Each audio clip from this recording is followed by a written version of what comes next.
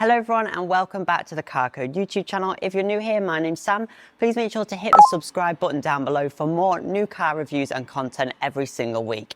First of all, I want to say a huge thanks to Pine Motors in Morecambe for arranging this video, and it's sort of a preview of an all new brand that you may have never heard of.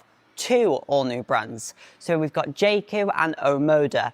These are both part of the umbrella company of Chery, which is one of China's biggest automotive giants. So I'm going to be going through the UK cars just briefly. We've not had the full specifications launched yet, but I'll just be giving you a taster all about the OMODA 5, the E5 and the JAECOO J7. So let's start with this. This is the OMODA 5 and it's a mid-size SUV. Now you may wonder, where does it fit in? Well, Pine Motors have taken on OMODA and also the JAECOO brands as an addition to their Ford lineup. So it's not replacing it, it's just an additional thing, and this is going to fit quite well with their range. This car is quite a good mid-size to small SUV, so it actually fits almost perfectly in between the Puma and the Cougar SUVs in terms of size, so it will suit a lot of people. Now, a lot of these Chinese brands, they are producing cheaper vehicles, which are working great for leasing, salary sacrifice schemes and Motability. So definitely I can see that happening in the future with the OMODA and JAECOO brands, than being an affordable alternative when you want a brand new vehicle. That's definitely where this will fall in. It comes with the 1.6 turbocharged 4-cylinder petrol engine, and it pumps out quite a bit of brake horsepower, 187 brake horsepower, mated to a 7-speed dual-clutch automatic gearbox. This is all quite good technology. However, the official fuel efficiency of 34.4 miles per gallon isn't amazing. I suppose it's because it is a Chinese car, and in China, fuel is quite cheap. It's more exciting when we go to the electrification side. It's interesting to see, and it will definitely be interesting to drive these vehicles. Electric is definitely where I think they're going to have the most wow factor and where it's going to fit really well within the market. Already in Europe, the mid-size SUV market is very crowded. They've got a lot of tough competition. As you can see, this is the top spec Noble specification car, so it gives you these red accents on the wheels as well, on the mirrors, all along the side of the car. It's quite interesting. Not my favourite, but obviously there will be different choices for different people. There have been other brands that have done similar things in the past. It's definitely eye-catching and quite good for a launch car, just to be quite out there. It's not like anything exactly like anything on the road. It's sort of amalgamation of lots of different design cues you can see. To the back of the OMODA 5, that is really where I think its best point is, with this full light bar and a slightly coupe-like SUV shape. You still have the rear wiper, which is great.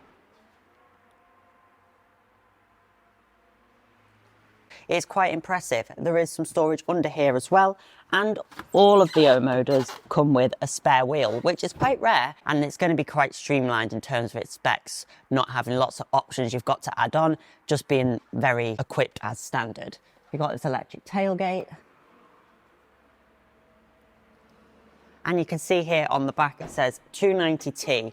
That's because it's 290 PS and it's a turbo. In Australia, this is actually called the GT model. So we get in the UK the more high performance car with the dual clutch automatic rather than a CVT transmission. So in other regions, they get a 1.5 turbocharged petrol with a CVT transmission, and they also get the 1.6 with the dual clutch. For now, we've just got the 1.6 with the dual clutch transmission. It's certainly quite exciting to look inside an all new car that just has a new feel to it altogether.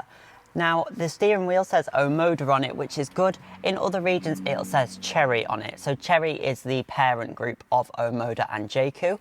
You do have this little sensor section here as well, which scans your face, and apparently the road assistance systems are very clever on this car. We'll see if they are overbearing on UK roads. If I get to drive at some point, we'll have to just wait and see. You've got these dual screens. This is facing slightly towards the passenger, which is the case on lots of cars, and of course this is a budget vehicle. The soft touch materials on the dash are nice. You've got a lot of gloss black here, including your climate controls, which aren't quite physical, they're just on here, but they are easy to access, which is really good, and looks very clean. It gives me a little bit of Nissan Ariya vibes, which I do like a lot. The interior is quite tasteful, and I think everyone can get along with it. These buttons look like they're haptic ones, but they are proper buttons. And these seats are nice. You've got this sort of gold piping down them. They are synthetic leather and they've got a bucket seat style. electric seats. Very comfortable. There isn't adjustable lumbar support, but they're comfortable and supportive. This one has got a sunroof too. Inside, it is very tasteful, and I can see lots of people getting on with the cabin. It feels very modern and really nice in here. You do also have your Sony sound system as well on this model. It should be really good, and also that's kind of ties in with Ford because they have used Sony systems in the past. It adds to its credibility as a brand, and it's using the high quality components such as the Sony speakers. A few other things that add credibility to the brand is that all cars will be backed by a 7-year warranty. So that gives you loads of peace of mind, obviously with a new brand. It's sort of like what Kia did when they started out in the earlier days. They had their 7-year warranty as well, still got it. So that is a great thing that you get the 7 years warranty. Also, the OMODA 5 has a 5-star Euro NCAP safety rating. So that's really great to know that you are getting a really safe car, even though you're getting a cheaper vehicle. The OMODA 5 is expected to start around £25,000. So it is going to be more of a small SUV price tag, but it's more of a small to medium size. Hopping into the back of the OMODA 5, what's it like? Well, these seats are quite supple actually and comfortable. Quite a lot of the time, the synthetic leather seats in cars can be quite tight and quite uncomfortable, but no, these are nice and supple, so they feel almost like a real leather seat, so that's nice. The headrests are a little hard, but not too bad. You've got one USB port here, and then you do have a pull-out center armrest, which is nice. It's what we'd expect on most small to mid-size SUVs. There's not a whole lot of this size of SUV out there. There's quite a lot of mid-size SUVs, so your Cougar, your Tiguan, that sort of size, and there's loads of small SUVs like your Hyundai Bayon, your Ford Puma, your Volkswagen T-Cross, but not a lot of in-between cars. Some examples of the small to mid-size SUVs rivals are the Volkswagen T-Roc and the Hyundai Kona. And OMODA says the Kona is the direct competitor to this vehicle, setting themselves against that in terms of the size of the car and lots of its features. This center armrest is really good with 2 cup holders. You've got your ISOFIX points, and like I said before, it comes with a 5-star Euro NCAP safety rating as standard. Here's a first look at the OMODA E5, the all-electric OMODA, and it's obviously on the same platform as the 5 SUV. So it's not a ground-up electric vehicle, but it does look quite different from the normal 5. That's because you've got a completely different front end, the same headlights, but a much smoother, sleeker face, which I much prefer the look of. Also, you've got a 61 kilowatt hour battery, 2-wheel drive, 204 PS. So that's very similar to what we see on many other electric vehicles. A WLTP range of 257 miles is on par with a lot of different manufacturers. So that's all very impressive. The electric OMODA E5 is expected to start around £32,000. So it's going to be a budget offering, but not the smallest of cars. In fact, it's very similar in size to a Nissan Leaf, just raised up a little bit. And you can see from this car, I'll step inside in a minute, it's more of a budget interior, which obviously shows that they're going to be more of a budget friendly approach to an EV, which is quite interesting. There will be higher specs available. So you can see in this model, we have manual adjustable seats, and we have fabric and synthetic leather seats, which are really nice.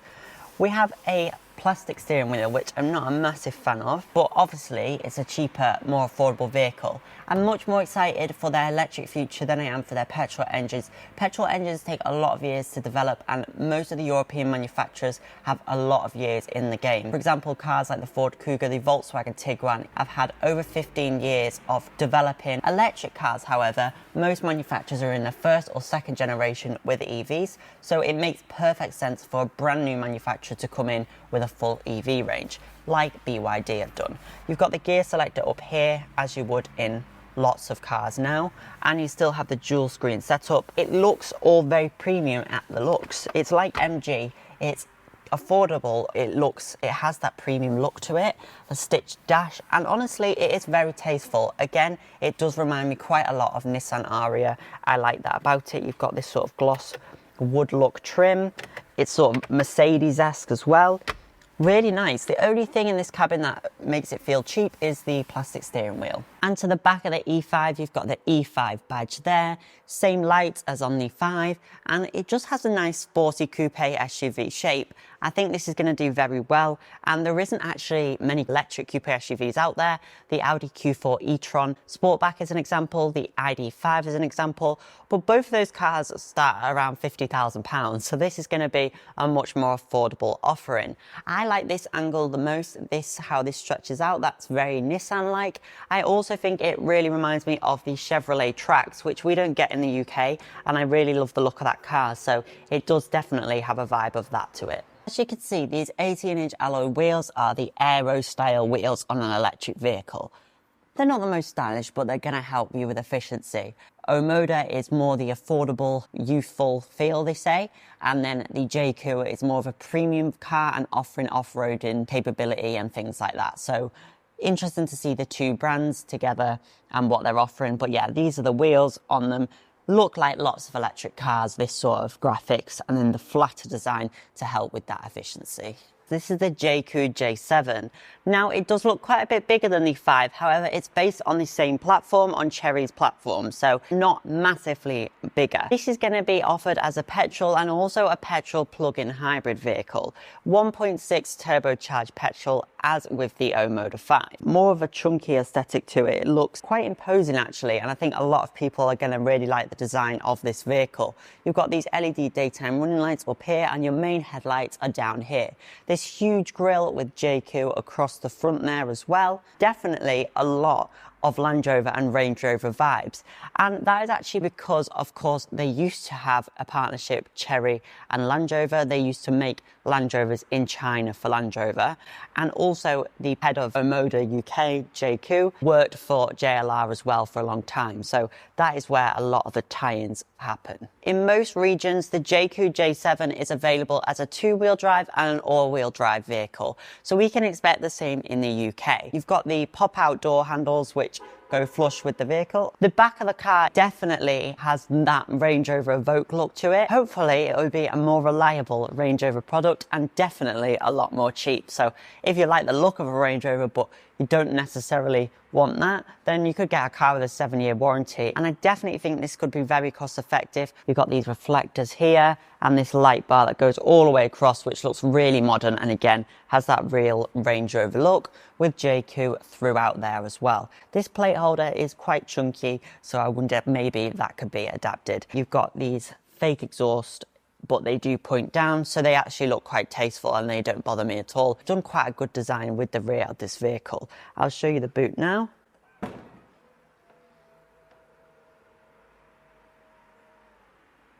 We've got an electric tailgate on this one, some split storage, and again you've got a spare wheel, so that's great that they're adding the spare wheel. Most European vehicles don't come with a spare wheel anymore, or they come with it as an option, so the fact that this has got it is really great. Load cover style parcel shelf rather than the traditional style on the 5 and the E5.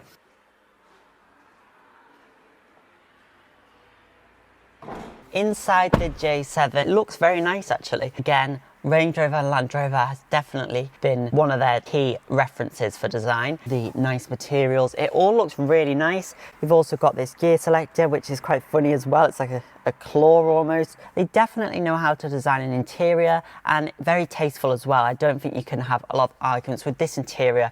I think it's going to suit everyone quite nicely. There's nothing majorly controversial about it. You've got the dual wireless charging bay here as well, like you did on the other cars too. You've got a nice engine start button, and you've got the nice lever up steering wheel with JAECOO on there. It's quite interesting that they brought all the branding onto the cars now, rather than just having Chery, what they've got in a lot of regions. Again, you've got a Sony sound system with your multiple speakers around the cabin. You've got electric seats, and you can adjust this seat here, which is quite interesting. Reminds me a lot of the ID.7 I was in the other day, that you could adjust the passenger seat from your driver's seat controls. It's kind of like that in a way, so that's interesting. I like the inside, and I think a lot of people will get on with the interior of this car. I'll be very interested to see real world figures, and I think the plug-in hybrid will definitely be quite an interesting thing. If this is how they make the petrol interior vehicles, I think we can imagine a very bright success for the future of EVs. I can imagine them doing very well with EVs with this chunky Land Rover sort of style. That is definitely a gap in the market that I could see JAECOO fill in very well. Could definitely imagine an electric version of the J7 doing incredibly well, as we don't see a lot of this chunky style SUV in EVs. The plug-in hybrid starting around £35,000 we're told, and even this starting around that £35,000. So we'll just have to wait and see till the full UK specifications are launched. So that was my quick first look at OMODA and JAECOO at Pi Motors in Morecambe. A huge thanks to Pi Motors for continuing to support the channel and giving me an exclusive look of the new OMODA and JAECOO. Check out all their links in the description down below. Very interesting to see a brand new brand. It's not going to be for everyone to dive into a new brand, but with a 7-year warranty, 5-star Euro NCAP safety ratings, definitely one to have a look at if you are looking for a new vehicle. As I say, I think salary sacrifice, leasing schemes and Motability will be coming later on, and they could be a very tempting offering, as we've seen with other Chinese manufacturers such as BYD and Aura with their electric vehicles anyway. I think they will do very well if they bring out electric vehicles, which hopefully they'll push. It might just be for the first few years in the UK. They're putting their existing power plants out on the road. There will be more models coming in the UK, including the JAECOO 8 and the JAECOO 9. So there's lots of things, exciting things coming from the brands, and it sort of appeared from nowhere, but we could be seeing it round a lot more. Remember, other Chinese manufacturers have been doing very well and also had great incentives when they first hit the market. So we can expect the same from JAECOO and OMODA if they really want to sell well. I think this, especially the JAECOO J7, is going to be one that people are going to turn their head at and really be quite tempted by. The interiors they've definitely nailed on the cars. Just the E5 that had the cheap steering wheel let them down. Other than that, their interiors feel like a well-established brand. The exteriors, of course, are a new brand, so a new design language that we've never seen before. Thanks so much for watching, and I hope to see you in my next review.